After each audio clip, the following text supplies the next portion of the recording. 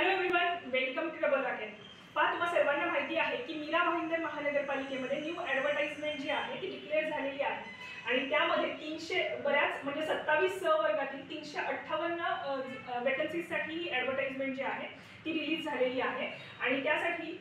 Mainly ANM JNM असेल, pharmacist किंवा fireman या पदांसाठी वॅकन्सी आलेली आहे। अशा सवर्गातील 27 गट क या सवर्गातील 27 पदांसाठी वॅकन्सी आलेली आहे आणि यासाठी तुम्ही फॉर्म फिलिंग करू शकणार आहात आजपासून, म्हणजे 22 ऑगस्ट